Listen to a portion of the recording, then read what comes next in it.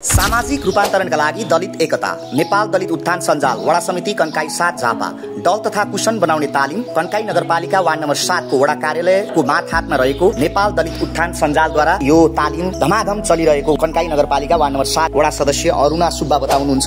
यो चाहिँ दलित महिलाहरूलाई चाहिँ लक्षित गरेर राखेको कार्यक्रम हो। हामीले चाहिँ वार्ड नम्बर 7 बाट विभिन्न कार्यक्रमहरू अगाडि पनि राखेका थियौँ हैन। त्यसमा चाहिँ उहाँहरू सबै नै कुनै हुनुहुन्थ्यो, तर अहिले चाहिँ मेन चाहिँ दलित महिलाहरूको लागि नै चाहिँ यो कार्यक्रम चाहिँ अहिले चाहिँ दलित वर्गहरूको लागि नै लक्षित गरेर बनाएको। कति महिलाहरू चाहिँ वार्ड नम्बर 7 बाट सहभागी हुनुहुन्छ? अहिले चाहिँ यहाँनिर चाहिँ 15 जना हुनुहुन्छ टोटली। यो चाहिँ 5 दिने तालिम हो। 5 दिन तालिम आज 4 दिन भएर भोलि समापन कार्यक्रम छ। 5 दिने कार्यक्रम यो भन्दा अगाडि चाहिँ हामीले चाहिँ महिलाहरूको लागि चाहिँ कन्काई 7ले चाहिँ विभिन्न कार्यक्रमहरू राखिसकेका छौँ। यस्तै सालमा पनि हामीले 4-5वटा कार्यक्रम गरिसकेका छौँ। सुरुमा चाहिँ हामीले चाहिँ महिलाहरूको लागि चाहिँ एउटा शिविर राखेका थियौँ। पाठ्यक्रम तथा ब्रेस्ट क्यान्सर सम्बन्धी हामीले चाहिँ एउटा शिविर राखेका थियौँ।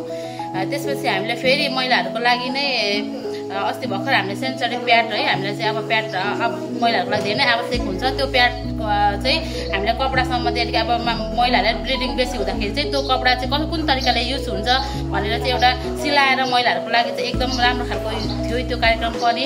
एउटा सेन्सरी प्याड पनि हामीले राखिसकेका थियौँ है। त्यसै गरी अब दलित महिलाहरूलाई पनि अहिले के अरे उसमा मध्यनजर गरेर उहाँ महिलाहरूको लागि चाहिँ फेरि डल पोषणको लागि पनि हामीले चाहिँ अहिले यो राखिराखेको छौँ। हाम्रो कन्काई नगरपालिका वार्ड नम्बर 7 का महिलाहरूलाई चाहिँ धेरै नै एक्टिभ होइन बोल्न चाहिँ अब हाम्रो महिला दिदी बहिनीहरू त धेरै नै हामी पनि पछि नै छौँ होइन।